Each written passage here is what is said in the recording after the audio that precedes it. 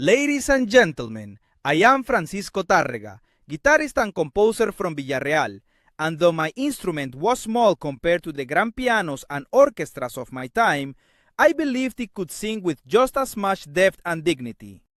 My childhood was marked by frailty of vision, yet perhaps that very limitation sharpened my ears.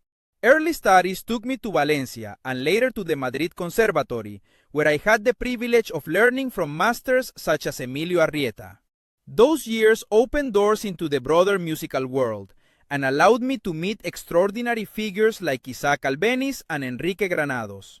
Albéniz, in particular, became both a friend and a source of inspiration. Many of my most cherished transcriptions came from his piano works, which I adapted so the guitar might speak their colors in its own voice.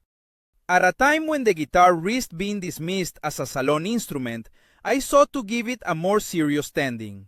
I experimented with technique and tone, encouraging a more natural position of the right hand, and I worked closely with the luthier Antonio Torres, whose visionary instruments allowed us to imagine new possibilities.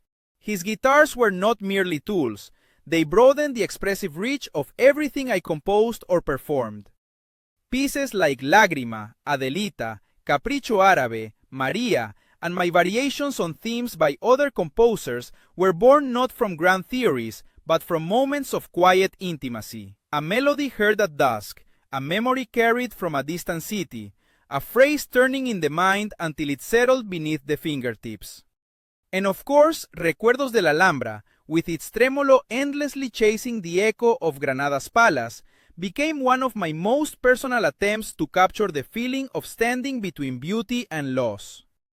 Teaching formed a large part of my life as well. Students such as Emilio Pujol and Miguel Llobet would carry the tradition forward, refining and expanding the very techniques we explored together. Through them, the guitar began to find its modern voice, one capable of both intimacy and grandeur. My final chapter unfolded in Barcelona, where I passed away in 1909.